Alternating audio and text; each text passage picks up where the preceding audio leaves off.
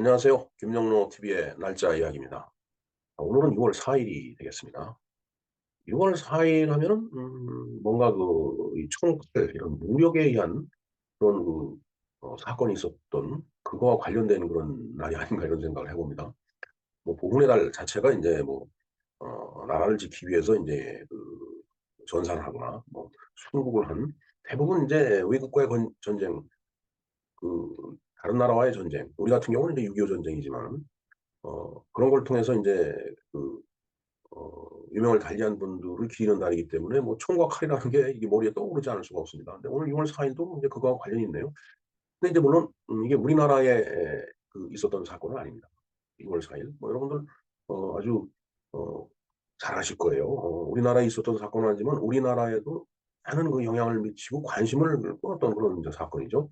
바로 인제 중국에서 있었던 천안문 사태입니다. 이게 바로 6월 4 일, 1989년 6월 4일 날 제3 천안문 사태가 중국 북경에서 인제 있었죠. 그 천안문 광장 앞에 거기서 인제 있었던 사건인데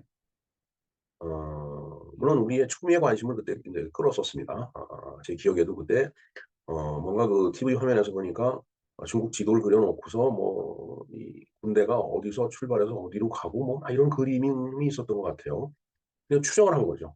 사실 주계장막이라고 해서 중국을 잘 모르는 그런 상태였기 때문에 군대 움직임 같은 걸 인제 추정하면서 인제 뭐 전차 군단이 이제 어떻게 움직이고 있다 뭐 인제 이런 그림을 제가 뉴스에서 봤던 기억이 인제 있습니다.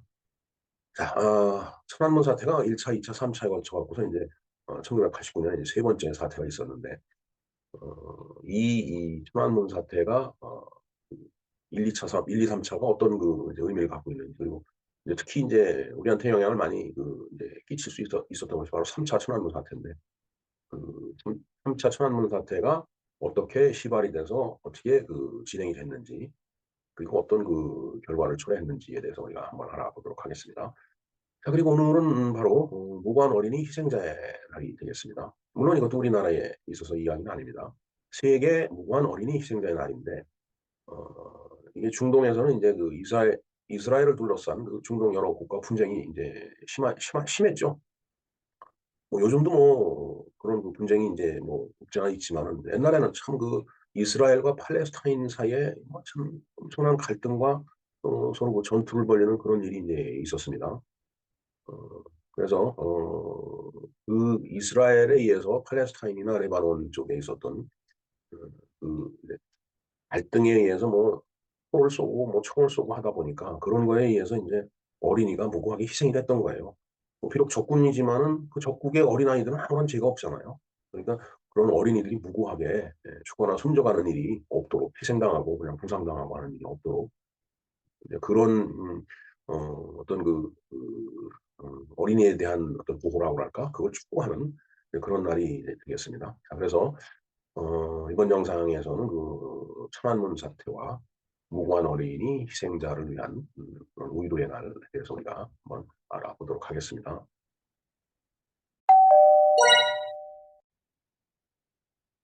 네. 천안문 사태와 무고한 어린이 희생자의 날에 대해서 공부를 한번 해 보겠습니다. 자, 천안문 사태. 이 1989 년에 일어났던 천안문 사태를 어떻게 호칭하느냐. 그건 이제 천안문 사태 또는 육사 사건, 그다음에 제3 차 천안문 사태 이렇게 얘기를 하고 있죠. 음 뭐 명칭은 천안문 사건, 어 간자체와 이제 총조 명조체가 되나요? 어떻게? 간자체와 음 무슨 체라고 얘기를 하죠. 하여튼 그다음에 인제 발음 나는 대로 인제 영문으로 표기하는 거. 제3 차 천안문 사태 이렇게 인제 표기를 인제 하고 있습니다. 그래서 1989년 6월 4일 날 이 사건이 일어났는데, 이제 고유방이 인제 사망한 이후에 발생한 천안문 등지에서의 시위대, 그다음에 인민이 막 인제 반정부 시위를 전개를 한 거예요. 이제 그러다 보니까 중화인민공화국, 이하 중국이라고 표기를 하겠습니다. 현재 중국을 얘기하는 거죠.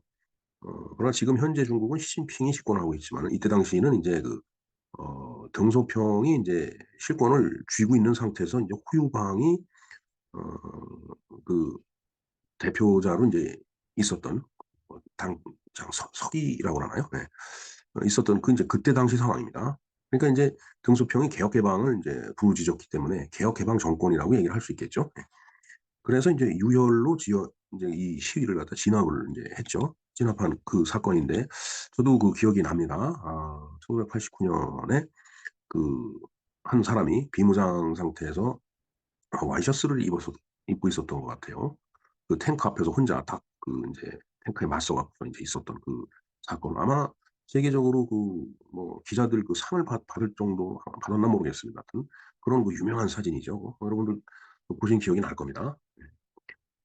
자, 일단 세 번째 볼까요? 중국 정부는 일반적으로 이 사건을 1989년 춘하계 정치 풍파라고 지칭하는 반면, 이 춘하계라고 하는 것은 봄에서 여름으로 가는 사이다라는 얘기죠. 그 계절. 즉 6월 4 일은 바로 봄과 여름 사이이기 때문에 인제 저렇게 명명을 한 것 같습니다.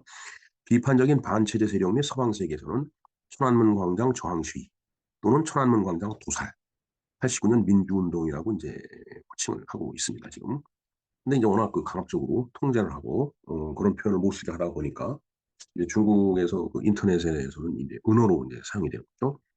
6월 4 일이니까 5월 30 일이 지나고 4일 지난 상태니까 5월 35 일이라고 표현한다든가, 그다음에 이제 로마자로 6과 4인 VIIV, 물론 뭐 V는 아닙니다마는 그렇게 읽을 수는 없죠 지금 VIIV. 그러니까 6과 4 예요. VII가 6 이고 그다음에 끝 위에 V가 인제 4 죠. 그러니까 6, 4를 그렇게 표현하는 겁니다. 그다음에 이제 8의 제곱 이렇게 얘기를 하는 거죠. 왜냐하면 8의 제곱은 88, 64 니까 그 6월 4 일을 뜻하는 거죠.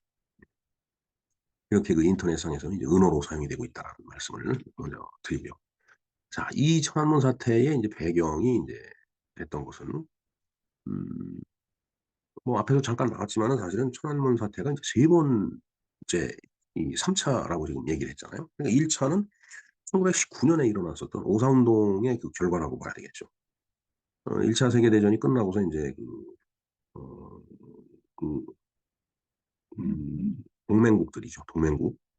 동맹국이 인제 하여튼 독일이 인제 패배를 했기 때문에 이제 파리에서 인제 파리 강화 회의를 인제 개최를 했는데 어 왜냐하면 그때 당시에 독일이 인제 산동반도를 인제 점령을 하고 있었죠. 그러니까 인제 독일하고의 정렬 관계가 중국도 있었던 거예요.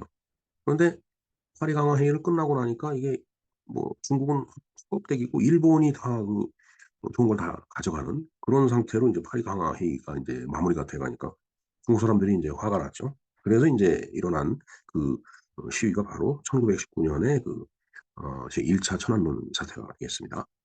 물론 이제 중국이 인제 뭐 당연히 어 중국 국민, 그때 당시에 그 국민들의 말을 이제 수용을 해서 파리 강화 회의를 인제 반대를 해야 되는데 그 내용을 그때 당시에 중국 정부가 뭐 정부라고 할 것도 없습니다. 그때는 뭐 어떻게 보면은 뭐 엉망진창일 때니까 그거를 인제 그냥 받아들이는 그런 입장을 취하니까 거기에 인제 중국 그때 당시 인민들이 인제 화가 났던 거죠. 예.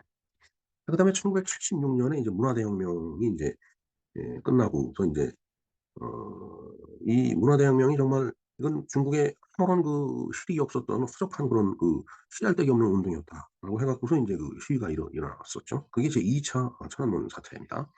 그다음에 인제 제3 차 천안문 사태가 바로 이 지금 말씀드리고 있는 1989 년에 이 유혈 인제 시위 진압 사태가 이제 되겠습니다. 자, 배경을 한번 보도록 하겠습니다. 자, 시위는 중국 성립 40 주년, 40 주년이 됐죠. 1949 년에 인제 중국이 인제 정식 중국으로서 인제 그 이제 건국이 됐으니까 중국이라는 나라가 딱 40 년이 된. 그다음에 오사운동이 1919 년이라고 그랬죠. 우리 3.1 운동에 인제 영향을 받아 갖고서 인제 오사운동이 일어났다. 인제 그렇게 얘기를 하는데 뭐 모르겠습니다. 정말 3.1 운동을 음모로 해서 그랬는지. 그러니까 이제 89 년이니까 70 주년 되는 해죠. 그러니까 뭔가 저렇게 딱 부러지는 해가 두 개가 겹치니까 사람들 생각이 인제 달라지는 거예요. '야, 뭔가 이거 지금까지 해 오던 거를 우리가 반성하고 새롭게 나갈 길을 모색을 해야 된다.' 이런 생각을 다들 했겠죠. 그래서 중화 소비에트 공화국과 대장정 출신의 후유방 전 중국 공산당 총서기가 인제 그때 사망을 했어요. 좀 이따 인제 그런 설명이 나옵니다. 그다음에 인제 중국 경제가 인제 통합팽창, 즉 인플레이션이 일어나고 있죠. 개혁 개방, 즉 자본주의적인 요소를 받아들였기 때문에 시장을 활성화시켰기 때문에 당연히 인플레이션이 일어날 수밖에 없어요. 그다음에 인제 중국 공산당 관리들이 인제 부패를 했던 거죠. 저 부패라고 하는 문제는 어 우리가 식당에 가서 뷔페 음식을 먹듯이 밥 먹듯이 하는 것이 저 부패가 아닌가 어느 나라고. 어 참 착잡한 현상이죠 사실은. 자 그다음에 인제 중국의 대량 인민 실업 직면.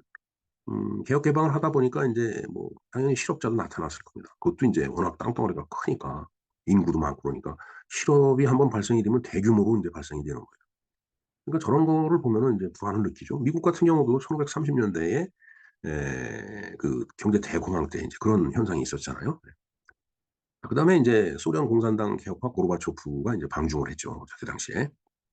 그리고 인제 중국 공산당이 인제 경제 개혁을 인제 개혁 개방해서 인제 경제 개혁을 지금 하고 있는데 이제 그러다 보니까 나타난 앞서 얘기했던 저런 것들이 인제 주요한 배경이 됐던 거라고 보면 되겠습니다. 여기 보면 중국 소비에트 공화국이라는 표현이 있는데 이게 그러니까 일본이 막 침략을 하던 그 시기에 1931 년과 37 년이죠. 중국의 강서성 강서 을인데 을이라고 썼네요 제가. 강서 그러니까 지금 이게 중국말로 뭐라고 그러나요? 예 장시성이라고 그러나요? 예. 하여튼 강서성을 인제 거점으로 해서 이제 3 번이나 국명을 바꿨다는데 저때 당시에 인제 뭔가 어 우리 중화 소비에트 공화국이다. 공 공화국이라고 돼 있는데 정말 이상하죠. 이 오타가 분명히 볼 데는 없었는데 하여튼 중화 소비에트 공화국이라고 그렇게 인제 지칭을 하면서 나라라는 거를 세운 거예요. 이게 모택동의 그 이제 뭐라 그럴까 업적이라고 그럴까요? 예. 근데 인제 이때 당시에 인제 물론 나중에 그게 국共내전으로 전개가 되지만은 인제 뭐 장개석 이 그때는 나라도 아니고 군대도 아니고 엉망진창이었다고 그러더라고요. 음 하여튼 모택동이 인제 저 중화 소비에트 공화국 이걸 선언을 하니까 소련이 지지를 해 줬겠죠. 소련 자체가 소비에트 연방이니까. 그런데 다만 중국 대륙 전체를 차지하지 않고 일부 지역만 강서성이죠. 차지한 탓에 중화인민공화국에서는 그러니까 지금 중공을 거쳐 중국이 돼 있는데 모택동의 그 여러 행적 중에 어 이 중화 소비에트 공화국이라는 그 이제 어떤 하나의 국가의 형태를 갖다가 어 그냥 '모택동의 행적 중에 그런 게 있었다.' 이렇게 가르치기는 하는데 그것을 뭐 현재 그 중화인민공화국이죠. 중국의 그 전신으로 여기지는 않는다라고 돼 그렇게 인제 얘기를 한답니다. 그러고 보니까 소련에 인제 그 소비에트 연방 공화국이 있었는데 그게 소련이죠. 하여튼 소련을 빼고 동아시아에서는 유일하게 소비에트 공화국이라는 것이 인제 있었다라는 그런 얘기가 되겠습니다. 자 그래서 이제까지 오사운동 얘기를 쭉 했는데 오사운동은 작년에 방송 번호 189 번으로 제가 오사운동에 대해서 한번 말씀을 드린 적이 있습니다. 이 영상도 인제 제가 노트에 더보기 있죠. 거기서 그 링크를 인제 걸어 놓을 테니까 한번 참조를 해 주시기 바랍니다.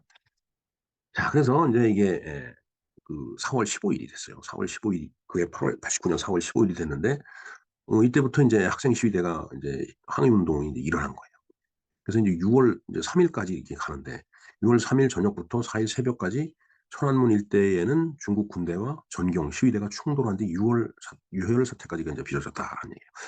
근데 저때 당시 제 기억으로 이 중국을 주기장막이라고 그랬기 때문에 외부 세계로 잘 알려지질 않는데 중국에서 분명히 무슨 큰 사건이 일어나고 있고 뭐 전차 군단이 막 이동을 하고 뭐 이런 거는 포착이 되는데 도대체 중국에서 무슨 일이 일어나는지 알 수가 없다라고 그래 갖고 굉장히 다들 주목을 하고 있었죠. '대체 중국에서 무슨 일이 있는 건가?' 바로 인제 이런 사건이 인제 있었던 겁니다. 저걸 진압을 하기 위해서 중국의 군대가 엄청나게 움직이고 탱크까지 막 동원이 됐던 거예요. 세 번째 볼까요? 등소평은 중국 공산당 내 자신의 지지 세력인 공산주의자 후유방과 조자량을 자신의 후계자로 보고 그들을 정치적으로 후원하였지만 후유방은 1987년 1월 베이징에서 학생 시위대 수천 명이 공안과 충돌한 일에 책임을 물어 당 총서기직에서 물러났고 조자양이 후임으로 당 총서기가 됐다라는 얘기예요. 그러니까 지금 등소평은 인제 자신은 이 개혁 개방이라는 어떤 중국 사회로 봐서는 어마어마한 그 이제 혁명적인 그 과업을 갖다가 진행을 하면서 음 실권은 자기가 갖고 있으면서 이제 표면에는 안 나타나는 거예요. 그래서 그 표면에는 이제 호유방과 조자양 이런 사람들을 내세웠던 거예요. 그런데 인제 이제 호유방이 그렇게 인제 물러나갔는데 4월 달에 갑자기 심장병 발작으로 인해 갖고 인제 4월 15일 날 인제 죽었다라는 얘기죠.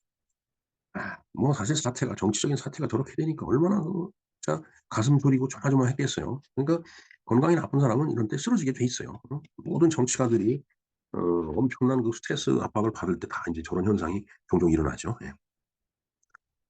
자 그래서 인제 호유방이 죽자마자 대학생들과 노동자들은 그렇게 인제 등소평의에서 인제 호유방이 해임이 됐었는데 그 호유방이 정말 잘못했는지 잘했는지 그 공정하게 평가를 하라. 하고 인제 그 요구하면서 시위를 벌이기 인제 시작을 한 거예요. 그러니까 호유방은 글쎄 지금 이 맥락으로 봐서는 호유방은 그렇게 그 인제 강경하게 이 사태를 갖다가 인제 뭐 진압을 한다거나 뭐 인제 그런 그 시도를 하지 않았던 걸로 보입니다. 글쎄 제 추측성으로 말씀을 드리는 건데 워낙 오래전의 일이라 혹시 틀리면은 댓글을 좀 달아 주시기 바랍니다. 자 그래서 4월 17 일부터 인민들이 그의 죽음을 애도하고 시위를 계속했으며 참가자 수는 계속 늘어나고 4월 22일 장례식을 계기로 서안 등지에서 폭력 사태가 벌어졌다. 하는 서쪽을 이제 얘기를 하는 거죠. 예. 자 그다음에 중국 당국은 이제 5월 20일 인제 사태가 막 인제 그냥 거칠게 인제 전개가 되니까 이제 부분적으로 인제 계엄령을 이제 내린 거죠. 그 상태에서 인제 6월 3일 4 일이 됐어요. 뭐 앞에서 잠깐 그 언급이 됐는데 그러니까 천안문 일대까지 시위대가 막 인제 진격을 하니까 사실 천안문 하면 중국의 상징이잖아요. 어떻게 보면은 그 아주 음 중국의 명소죠 사실 천안문 네 광장은. 뭐 저도 한번 다녀오기는 했었지만은. 음 이제 그러다 보니까 그 넓은 그 광장에서 인제 시위대하고 중국 군대 그래서 여기 전경이라고 돼 있는데 공안이죠 공안. 하여튼 이게 충돌을 하다 보니까 인제 유혈 사태가 인제 빚어진 겁니다. 자 그래서 과감한 개혁으로 개방의 폭을 넓혀온 중국 개혁 개방파는 개혁 정책을 실시했으나 하위 간부들의 부정부패로 인하여 인민들이 항의 시위가 조장되었으며 인민들이 비판의 목소리를 높이기 시작을 했다라고 돼 있죠. 예. 뭐 앞에서도 얘기를 했지만은 뭐 자본주의적인 그런 그 요소가 가미되다 보니까 뭐 물가는 올라가고 그다음에 부정부패 이거 뭐 어느 지구상 어디나 다 있는 일인데 아주 심하게 그런 현상들이 인제 일어났던 것 같아요. 그러니까 자 어찌 됐든 개혁 개방을 실시한 뒤에 인민들이 중국 공산당을 비판하기 시작했으며 물가 상승과 분배 불평등 뭐 자본주의의 특징 중에 하나가 바로 저 분배 불평등이죠. 그러니까 인제 그 사회주의 체제를 쭉 그 유지해 왔던 중국 사회에서 저걸 단번에 받아들이기가 좀 어려웠겠죠 당연히. 이제 사회적 불평이 인제 불만이 이렇게 고조가 된 거예요. 그래서 많은 그 인제 그 노동자와 학생들이 화강 노동자라고 있는데 하여튼 이 중국 표현은 참 어렵습니다. 하여튼 그 노동자와 그 인제 뭐 이제 하급 노동자를 얘기하는 거겠죠. 예. 학생들이 단위 체제와 산업 수요가 이렇게 막 인제 변화하다 보니까 인제 실업 상태로 들어간 거를 예 직면을 한 거예요. 그러면서 그걸 항의를 한 거죠. 자 항의 소요가 대학생, 하강 근로자들, 농민공뿐만 아니라 문화혁명 관련자들 그다음에 석방된 정치범들 또 사회 불만 세력들이 막 인제 뒤섞이면서 이게 점점 시간이 가면 갈수록 격화되기 시작한 거죠. 이제 그러다 보니까 중국 정부가 여기서 '어 이거 이대로 두면 안 되겠다.' 그래서 인제 위협을 느끼고 중국 정부도 인제 강경 진압을 인제 하게 된 겁니다. 인제 시위 사태가 자꾸 수위가 높아지니까 이제 진압 결정을 내렸는데 이제 그러다 보니까 군대가 동원이 된 거예요.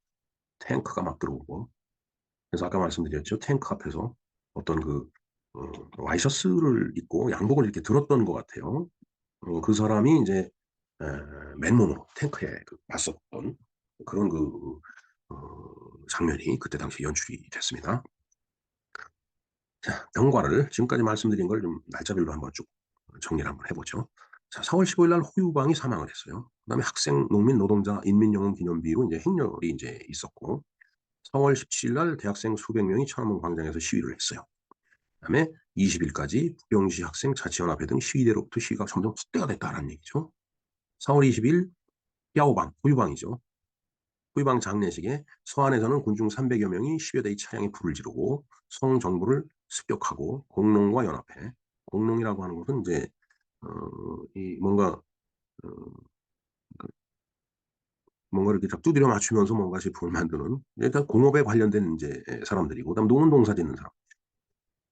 그 연합해서 "폭정을 타도하자." 해 갖고서 이제 시위가 점점 내륙으로 인제 중심으로 인제 확대가 된 거예요, 서안 쪽에서. 그러니까 이게 그 북경 쪽으로 가고 있는 거죠. 4월 26일 날 등소평이 시위가 커지자 북경 시위 통제를 인제 지시를 한 거예요. 인민일보는 이 날짜 사설을 통해서 시위대와 근로자, 농민공 시위를 반혁명 폭란으로 규정을 했다. 음.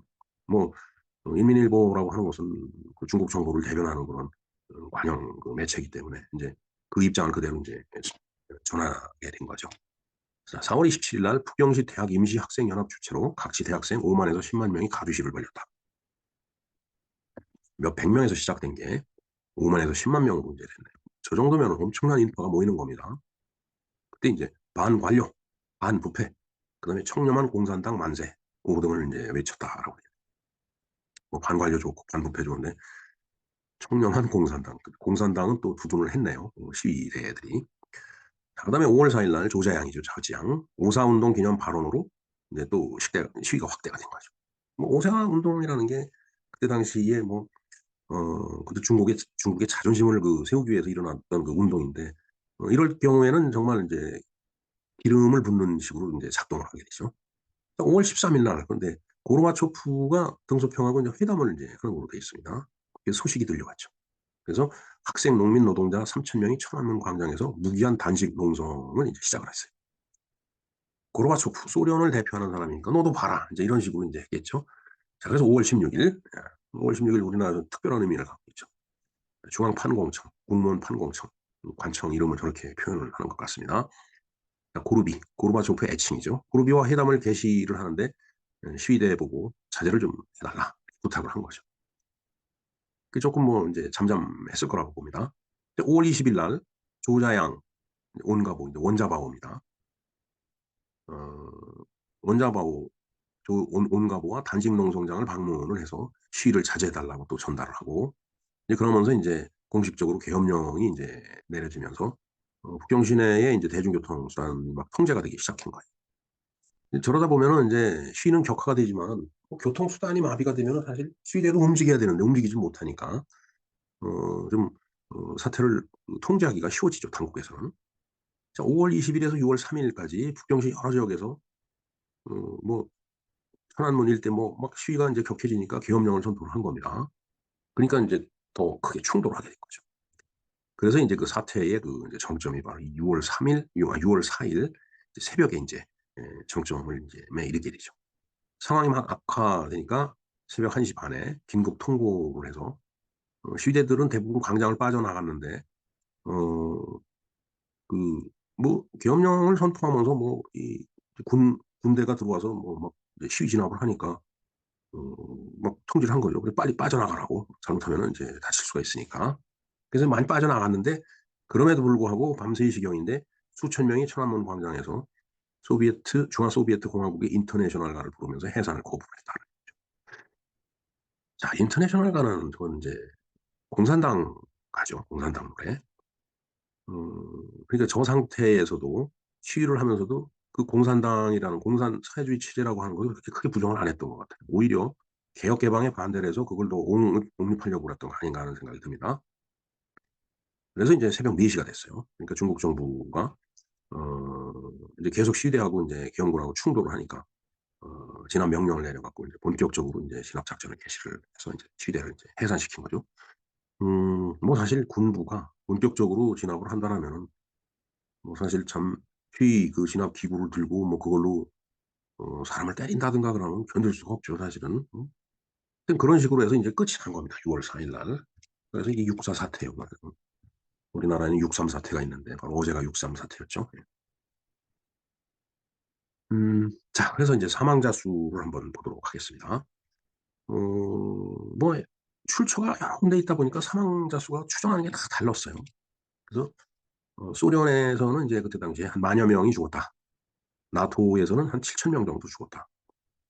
어 그리고 에드워드 팀펄레이크라는 그 사람은 4천에서 6천 명 정도가 죽었다.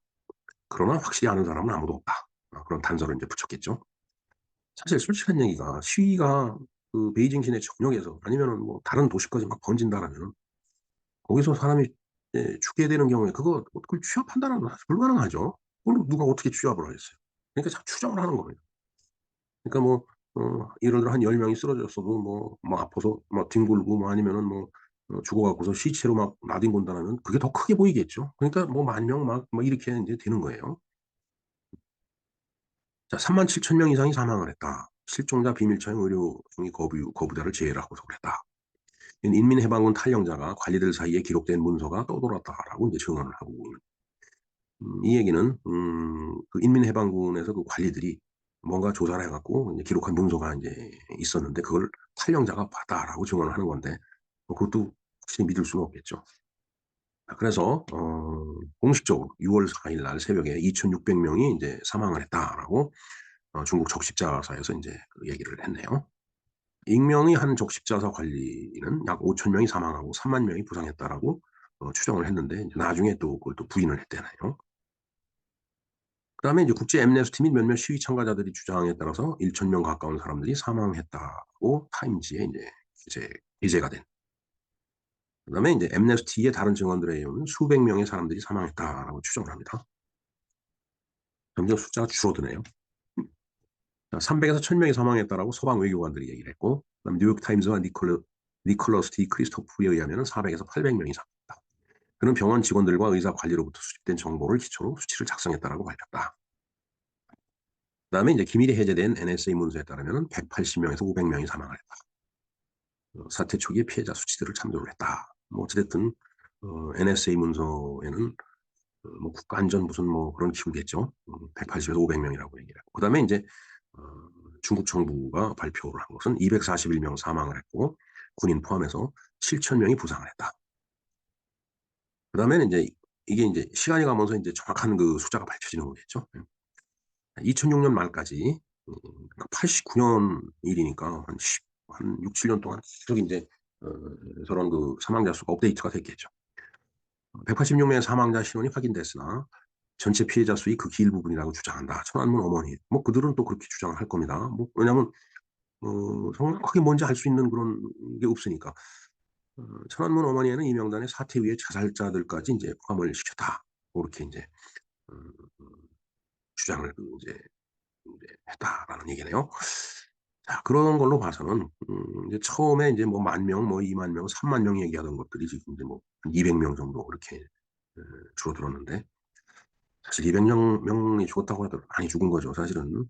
시위 현장에서 200 명이 죽었다라고 하는 것은 많이 죽은 겁니다. 어찌 됐든 뭐 공식적으로 그 역사의 사료에 남는 거는 정부가 발표하는 게 가장 우선적이지 않을까 이런 생각을 해 봅니다. 어 뭐 피해자 측에서는 자꾸 이제 부풀리려고 할 거고 당국은 이제 줄이려고 할 거고.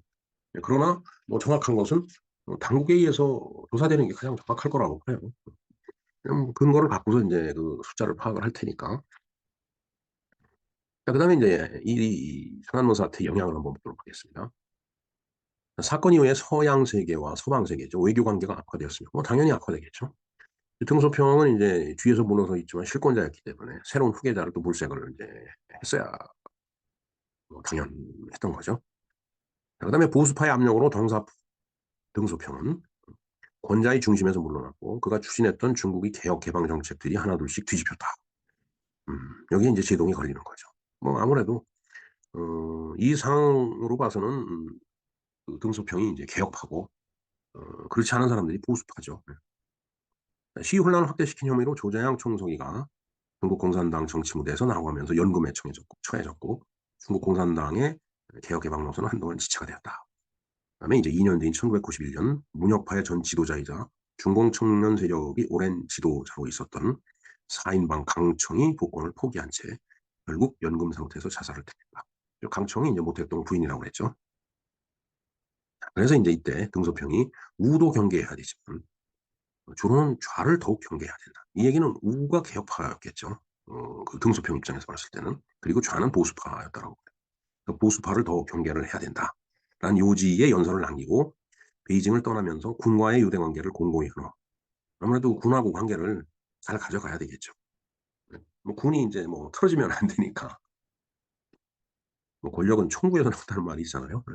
자 그래서 이듬해 남선 강화를 통해서 그러니까 이 남선 강화 이게 참 사자성어같이 중국 애들이 많이 쓰는데 뭐 도강량이니 뭐 흥묘백면 이런 식으로 남순 강화라고 하는 것은 이제 뭐 베이징은 북쪽 지역이니까 남순 이제 이 남쪽 지방에 있는 여러 군데를 돌아다니면서 강연도 하고 서로 대화를 하면서 중국의 그 인제 개혁과 개방을 확대시켜 나가야 된다라고 이렇게 강조를 인제 등소평을 한 거죠.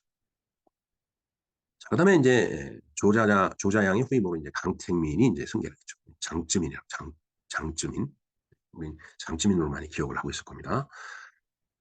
그래 인제 강택민이 승계를 하면서 2-3 년간 조심스러운 길을 인제 걸었죠. 뭐 그럴 수뿐이 없을 겁니다. 워낙 인제 보수파에서 인제 강경하게 인제 견제를 하니까. 예 그러다가 중국 공산당은 1980 년대와는 달리 마르크스 레닌주의 그다음에 모택동주의 지식분자 그다음에 그 노동자, 농민 일상생활의 주선율로 강조하지 않는 등 커다란 변화를 이제 가하기 시작했다라는 즉 이 얘기는 뭐냐면은 공산주의자들이죠. 마르크스 레닌주의는 모택동주의자도 마찬가지입니다. 근데 개혁 개방에 인제 그 걸림돌이 되는 사람들이에요. 노동자, 농민. 이 노동자, 농민도 인제 공산주의 세력들이 부추기는 세력이잖아요. 그러니까 주선율 저 선율이라는 게 우리가 그 음악에서 인제 이 선율 있잖아요. 그러니까 그게 주된 목소리가 아니다라고 인제 변화를 이제 주기 시작했다라는 얘기죠. 그러니까 인제 저쪽을 인제 찍어 누르면서 자신의 어떤 그 이제 이론을 갖다 강조하기 위해서 취한 체제 그 조치라고 보면 되겠습니다. 자 그럼에도 이후에 등소평 이론, 강택민 3개 대표론을 통해서 중국의 개혁 개방 영도 체제를 이어갔다. 그러니까 그 앞에 그 마르크스 레닌 모택동주의 그다음에 노동자 농민들을 주선율로 강조하지 않는 그러니까 견제를 하면서 등소평의 개혁 개방 이론 그다음에 강택민의 3개 대표론을 통해서 중국의 개혁 개방을 갖다 끌고 나갔다는 얘기예요. 여기서 강택민의 3개 대표론이라는 게 인제 그 밑에 빨간 걸로 이제 정리가 되어 있습니다. 1. 중국 공산당은 선진사회 생산력의 발전 요구를 대표한다. 2. 중국 공산당은 선진 문화의 발전 방향을 대표한다. 3. 중국 공산당은 인민의 이익을 대표한다. 자 뭐 굉장히 좋은 말이죠. 그게 3개 대표론이에요. 그러면서 인제 중국의 그 인민들을 이제 자기 페이스로 끌고 들어간 거예요. 그러면서 개혁 개방이 계속 가속화된 겁니다. 자 이로부터 학생들의 운동권 활동 기반을 차단한 한편 천안문 사태를 야기한 학생 인민들이 무법적 폭력 시위 가중에 따른 시위 진압 결정은 사실상 불가피한 것이었다라고 밝히는데 자기네들한테 책임이 없다라는 얘기죠. 그러니까 자기 권력을 더 강화를 한 겁니다. 이 개혁 개방파들이. 자 이상의 내용을 들여다보면 오히려 개혁 개방을 반대해서 일어난 사건이 바로 제3위 천안문 사태가 아닌가 하는 생각을 저 개인적으로 해 봤습니다. 자 아까도 말씀드렸지만은 제1차 1919 년의 천안문 사태 그다음에 1976 년에 2차 천안문 사태 바로 89 년에 이 오늘 말씀드린 3차 천안문 사태를 겪은 중국 사회는 이제 21 세기의 시진핑 시대로 접어들었죠.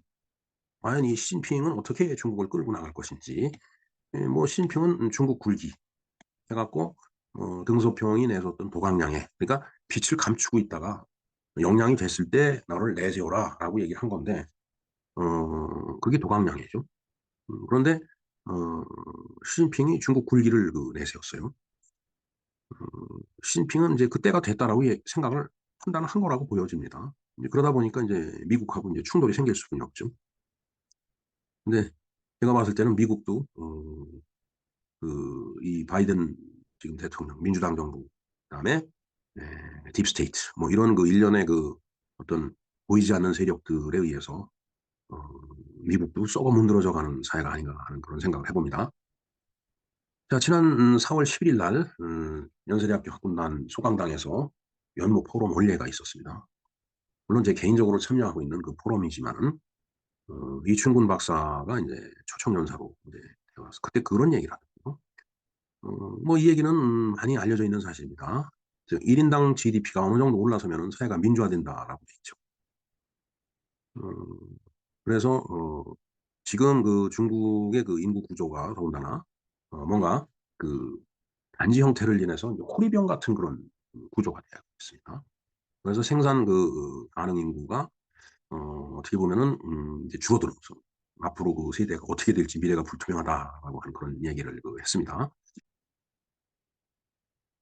그래서 1 인당 1 인당 GDP가 예전에는 인제 6천에서 7천 달러 정도가 되면은 인제 민주화에 대한 어떤 요구가 일어나고, 그다음에 그것이 성취가 가능하다라고 돼 있고, 우리나라도 1987 년에 6.29 선언하던 그 당시, 어 그때 당시가 한 6-7천 불 정도 됐던 걸로 제가 기억이 됩니다. 음 근데 지금 인제 작년에 GDP per capita in China, 그래서 중국 1 인당 GDP가 작년에 12,500 달러였거든요. 이것도 그 인플레이션이 되겠죠. 이제 저 정도 되면은 12,500 달러 정도가 되면은 이제 민주화 요구가 인제 본물 터지듯이 인제 일어나는 그런 때가 되지 않았나, 이런 생각을 인제 하게 되죠. 아마 그런 취지로 이충근 박사는 얘기를 했어요. 그리고 인제 앞에서 인구 구조가 인제 단지 형태를 지나서 호리병 같이 됐다라고 그랬는데, 데모그래피 인구 통계학적인 그런 관점이죠. 그 중국이 인제 옛날에 한자녀 갖기 운동 이런 걸 했잖아요. 그러니까 인제 이것이 미래에 미칠 영향이 굉장히 큰 거예요. 우리나라도 지금 음 저출산 문제로 인제 농사를 짓고 있는데, 중국도 뭐 마찬가지입니다. 인제 중국은 부자가 되기 전에 늙어버린, 대한민국은 부자가 되면서 늙은 나라, 일본은 부자가 된 상태에서 늙은 나라다, 인제 이런 차이가 있다라고 하는 말을 이충국 박사가 했던 게 기억이 납니다. 자, 뭐 그러나 이제 제 생각에는 인구 구조 문제에 있어서는 우리나라도 뭐 별반 다를 건 없어요. 마찬가지예요 지금. 근데 중국이 못하는 것을 우리가 하는 것도 있겠지만, 우리가 못하는 것을 중국은 가볍게 할 수 있는 게 있다라고 생각이 돼요. 근데 바로 이 문제를 놓고 제가 가끔 농담 삼아서 아이를 낳지 않는 그런 뭐 부부라든가 결혼하지 않는 사람들은 어 남녀를 두고 감옥에 가두는 거다 이거예요. 그래서 인제 아이를 갖게 되면 석방을 해 준다라는 얘기죠. 물론 뭐 농담 같은 얘기입니다 사실은. 어 대한민국 같이 민주화된 나라에서는 그런 조치를 취하는 건 사실 불가능에 가깝죠.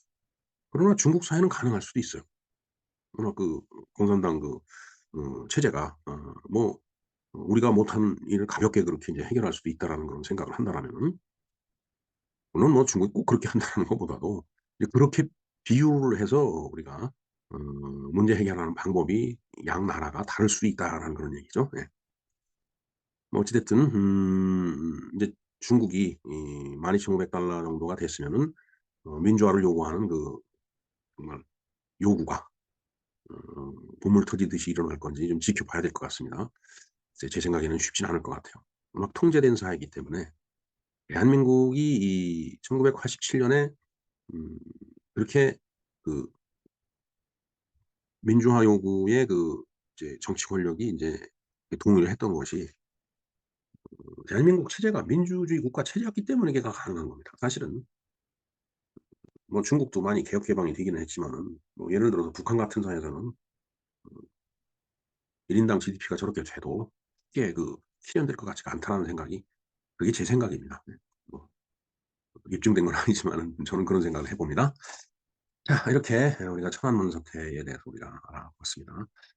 네, 제가 텍스트를 작성을 하면서 인제 이 오자를 보는데, 일단 죄송하다는 말씀을 드리고요. 그다음에 어 출연하는 인물도 특히 중국 사람들의 이름이 중국 이름이 나오기도 하고, 그다음에 우리말 발음대로 이름이 나오기도 하는데, 사실은 저는 중국 발음을 사용하는 게 그렇게 가슴에 와 닿질 않아요. 그래서 우리나라 그 한자 읽는 식으로 이렇게 인제 쓰려고 하다 보니까 완전하게 다 고쳐지지가 않아 갖고 그런 문제가 발생이 됐습니다. 일단 죄송하다는 말씀을 좀 먼저 드리겠습니다. 자, 어찌 됐든 인제 우리나라도 지금 인제 이야기의 각도를 좀 바꿔서 얘기한다라면 저출산 문제 심각하죠 사실. 기회가 있다라면은 이 저출산 문제도 한번 제가 김영로 TV에서 한번 다뤄보는 걸로 하겠습니다.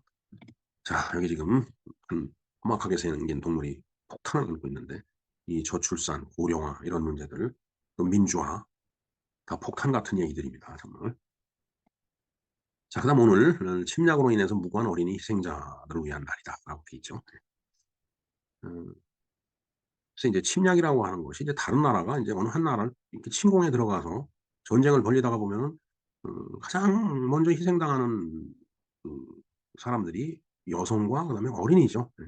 참 이제 그것 때문에 인제 유엔에서 '야 이런 일이 일어나면 안 되겠다.' 해서 6월 4 일을 1982년 8월 19일 날 인제 침략으로 인한 무고한 어린이 희생자의 날로 인제 지정을 하고 그들을 위로하는 거죠. 예. 글쎄 '죽고 난 다음에 위로를 하면 뭐 할까.' 하는 생각이 듭니다만 하여튼 '그런 일이 일어나지 않게끔 인제 하자.'라는 그런 얘기죠. 예.